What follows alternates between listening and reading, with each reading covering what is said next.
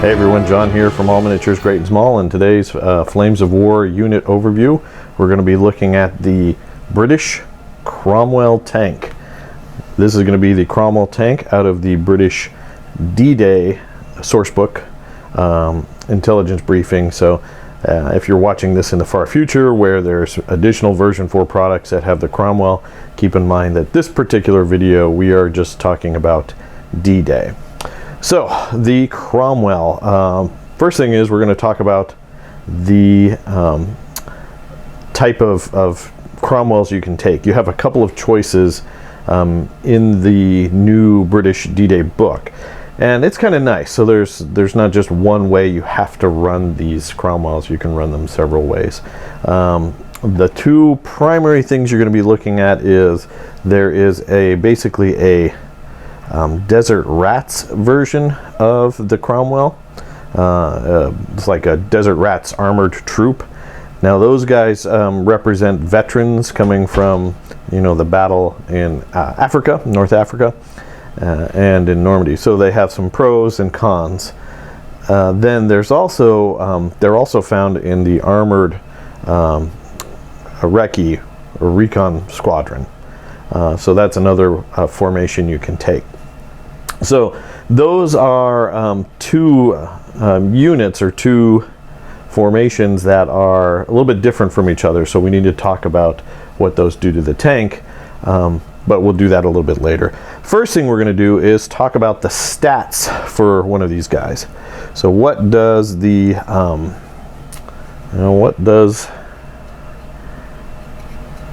Cromwell bring to the table? And it's an important question when you're a British player, because in this British book you have a lot of armored options, from Churchills to Cromwells to Shermans to Stuarts. You've got a lot of choices, so why would you pick this guy over anything else? One, it looks cool. Also, if you are a fan of British armor and not Lend-Lease American tanks, this is a wholly British built tank. I want to thank Jake for letting me borrow his. I don't collect British, these are his British. You may have seen them in a couple battle reports, but I think they look pretty good. So what does the Cromwell have? Well, we'll talk about the armored recon troop or Recci troop first. That has well, the base stats for the tank are very similar to a Sherman. If you've played with Shermans, playing with Cromwells is not going to be a big change for you. They have a front armor of 6. They have a side armor of 4 and a top armor of 1. The armored Recci version is hit on a 4. So is the Desert Rats version. So they're counted as careful. The gun is a 75mm gun in most versions, which is identical in performance to the Sherman gun for the most part. It is range 28, halted rate of fire of 2, moving rate of fire of 1, anti-tank 10, 3+ firepower, and smoke. You can fire direct fire smoke. So that is pretty much identical to the 75mm gun found on the American Sherman and the British Sherman. Now what the 75mm gun doesn't have here is any special rule, like the American version of the Sherman has the stabilizer rule. Now in version 3 and previous, British tanks kind of had a national rule called semi-indirect fire. These tanks do not have that in this version. And what semi-indirect fire was basically it was the opposite of stabilizer, which encourages you to move and shoot. Semi-indirect fire used to let you re-roll your misses if you were long range and not moving. So it encouraged kind of a static gameplay for British tanks. You park far away and you start shooting from a set position. So they've got rid of it probably for that reason. There could be several reasons. I don't work for Battlefront, so I'm not privy to the the reasoning behind some of their rules, but just know, especially for version 3 veterans coming into the game, that semi-indirect fire is not a thing. Speed-wise, this is where the Cromwell differs from the Sherman probably the most. The tactical is 12, so it's almost like Stuart speed. It's more like a light tank speed. So instead of a 10 for a Sherman, it moves 12. Terrain dash, it moves 16 inches instead of 12 for the Sherman. Cross country dash, it moves 28 inches, which is Sherman, I think, is like 18 maybe. So that's almost like a 10-inch difference between it and the Sherman once it starts opening up its engine.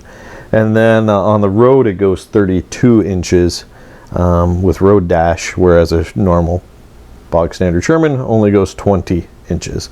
So almost 12 inches more on road dash. So these guys, in theory, are much more maneuverable. Now I realize you don't use dash quite as much when you're near the enemy, because you can't shoot, but even having the extra 2 inches in your tactical move can be very helpful. So you add in a successful blitz and your Cromwells are moving 16, which conveniently was what they moved back in version 3. So that's the basic stats. As far as motivation and skill and special rules, if you get the armored Recci version, the tank has the scout ability. And scout is if you are concealed and you don't shoot, your count has gone to ground. You don't have to not be moving. So a tank kind of driving along the outside of a hedge is going to be counted as gone to ground if he doesn't shoot. Which can be helpful if you're repositioning these guys for a flank attack or something. The Desert Rats version does not have the scout rule, and they get something a little bit different. They get to add a Firefly to their platoon if they choose, whereas the armored Recci troop does not have that option. All right, let's talk about the armored Recci troops motivation. They are a confident 4+ to motivate with a 3+ protected ammo roll. Protected ammo is pretty much standard on the Cromwell. And they have a skill of trained 4+. So that 4+ means when you break it down, you have a 50-50 chance to perform any kind of like a command test that's skill-based. So you want to blitz or something like that, you're only going to pull it off 50% of the time, which is not very good. So you're not going to do that too often. The Desert Rats version is a little bit different in its motivation. It is reluctant 5+, and it has a skill of it's got a remount of 3+ because of protected ammo, and it is a skill of trained, just like just like the other Recci version. So again, 50-50 chance to succeed on those critical movement rolls. So there you go. That is a stats look at the Cromwell. Okay, let's talk a little bit about implementation on the battlefield. Why did you pick, if you're a British player, ask yourself, why did you pick a Cromwell over a Sherman? And if the answer is you like that tank just because it looks cool, that's totally valid. But tactically, with the stats being so similar, the advantages of the Cromwell are speed. They are just a little bit faster. So if you prefer an aggressive playstyle, getting up in your opponent's face, speeding and taking exposed objectives, Cromwells are something you want to look at. They can definitely scratch that itch, and they have a lot of pros in that area. For the Americans to have something with that maneuverability, they have to go to their Stuart light tanks, which are awesome tanks, but they're only anti-tank 7 on that gun, so they're not really threatening German medium tanks, or heaven forbid a heavy tank. So the name of the game with the Cromwells is speed and maneuverability. All of the Cromwells, just like Shermans, have a cross check of 3+, so they're not, they're not any better or worse than a Sherman at crossing. So how can you implement that on the battlefield? Well, there's a million different ways to do it, depending on the layout of the board, the type of opposition you're facing. Are you facing, Tigers? Are you facing Panzer IVs or Stugs? Are you facing infantry? Again, the Cromwell has, just like the Sherman, if you watch my Sherman video, a jack of all trades aspect to it. It's cheap enough you can have a lot of them, and they can do a lot of things. They can threaten almost any German tank. And if you watched my recent battle report where Jake had his paratroopers supported by Cromwells facing my Tiger tanks, one of the Cromwells did shoot and kill my Tiger from the rear. Granted, there's only a 1 in 6 chance of that armor failing from a rear shot on the Tiger, but he got it. So they can threaten Tigers. The fact that they're so fast means they are a definite threat to Panthers with their side armor of 5, and even Panzer IVs and Stugs with side armor of 3. Do not want to tangle with Cromwells, because once they get around the side, it's bad news for those guys. So they have that. Against infantry, well, you've got a couple of options. The Cromwells themselves have several machine guns, so it gives you 4 dice of machine guns per tank.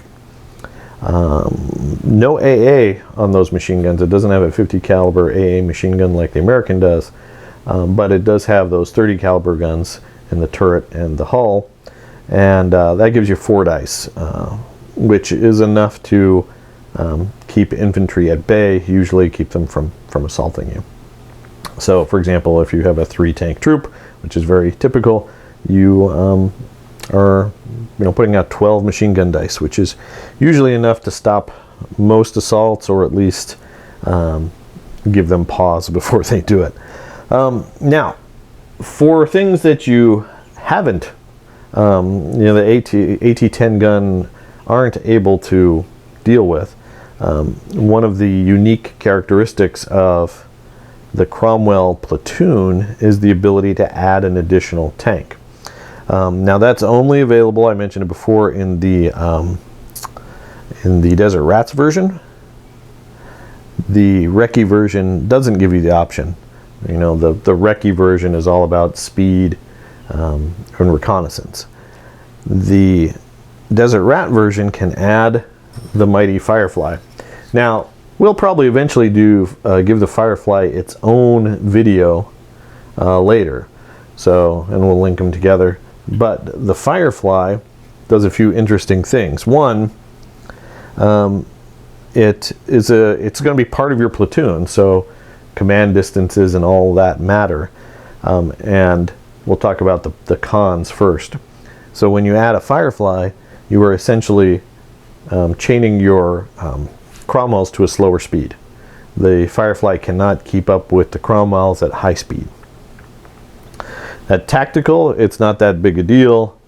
Sherman's going 10, the Cromwells can go 12. That's close enough to keep it. But if you're wanting to road dash your Cromwells, 32 inches down the road, well, your poor Firefly can only make 20 inches, and he's going to be out of formation. So you add, so think carefully before you add something like a Firefly.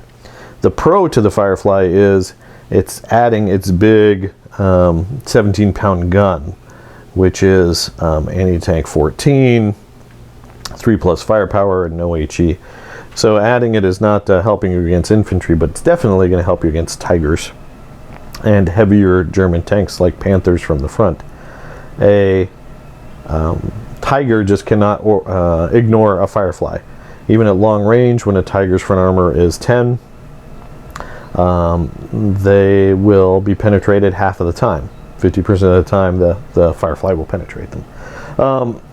So keep that in mind. If you're going to do that, add a Firefly, add it for the right reasons, as a counter for heavy tanks. Now you could leave the Firefly in that platoon behind and find a good sniping position and then just race your Cromwells forward, but then he's no longer contributing to the platoon count, and these platoons are already pretty small, and you know, if you leave a Firefly back here to give your tanks cover, he's not moving, there's not going to be a penalty to shoot, but now these guys lose 2 tanks, or 2 tanks get bailed out. They are now testing, because you know, these are the only ones that are in command. So keep in mind, the Firefly is a great tank. It's an awesome tank. It's a Sherman tank, so I always like it. But it's not always something you're going to want to add, depending on your opponent. Now, if you're going to something like a tournament where you just don't know who you're facing, well, Firefly might be good to have in your back pocket, but there are other ways to get high AT in there. Plus, Cromwells on the side with side shots can do it as well. All right, guys, so if I were to wrap this up with the Cromwell, I would just recommend that you treat it like a fast Sherman, because really that's what it is. In some ways, I think it's inferior in its combat ability. Without stabilizer, when you move, you're only getting 3 shots. So you know, it's a loss of firepower compared to an American Sherman with a stabilizer, which gets you 2 shots at 1 harder to hit. The odds favor the stabilizer gun a little bit better, but you do have to compensate for that. You do have that speed. So if you utilize the speed, your Cromwells are going to be more successful. If you're not utilizing the speed, if you're holding back and sniping, sometimes you have to, obviously, this is all relative, but you're not using the Cromwell to its, you know, to its abilities. The speed, the ability to flank, those are the things you're going to want to exploit with a Cromwell, and that's one of the reasons you take it. Cromwell companies are actually pretty fun to play. If you haven't done it, I recommend it. You know, 3 troops of Cromwells and the HQ. I will mention the HQ unit just quickly, because in a HQ unit for Desert Rats, you know, a Desert Rat company or the Recci company, the HQ can contain some CS tanks, which are basically the artillery version. They have a, I forget what the caliber of that gun is. It is a 95 millimeter gun. So you can take 2 of those in the HQ platoon, and those give you smoke bombardment, which is awesome. These guys, if you use medium tanks for any length of time, like Shermans, Cromwells, you're going to know a timely layer of smoke, line of smoke, can save your life. And adding those Cromwell CS tanks with their 95 millimeter gun is a great way to do it. That also gives you, it's like a 3+ anti-tank rating, or sorry, 3 anti-tank rating, 3+ firepower. It's also, in direct fire, it's brutal, and has direct fire smoke as well. So brutal just means it's harder for infantry to save. I think they're re-rolling their saves, if I remember right. So you get to take a cool variant of the Cromwell, the 95 millimeter CS tank version, which is similar to like the Sherman 105 millimeter artillery version. So those can be very fun. It gives you a lot of tanks that are hard to hit, that can move all over the board. Americans cannot get close to that kind of maneuverability with their armor until later in the war, when you start seeing like Chaffee light tank companies, which are also awesome. So if your game is maneuver, if you like driving around, check out the Cromwell. The new plastic Cromwell kits are awesome. I wish I had a build video on them, but I don't. but they look great, they play great, they're fun to play with, and they're not some kind of monster tank that your opponent is going to really hate. Alright guys, so there you go. That's my discussion on the Cromwell tank. Let me know what you guys think down in the comments below. Do you like the Cromwell? Do you think it's overrated? I certainly think it's taken a hit in performance from version 3, because in this version it's slower than it used to be. It lost semi-indirect fire. But I think it's still a great tank, and I think it's a little bit more representative in this version and encourages you to play it more like it was intended to be used in real life, which is as a offensive maneuver unit. So let me know again what you guys think. Also, please you know, give us a like and subscribe. That really helps the channel. We're trying to build up the channel, and I appreciate all you guys that have already done that. If you haven't, click that bell and get a notification when we post new content. Also, please check us out on Facebook at All Miniatures Great and Small. As always, thanks for watching, and keep on wargaming.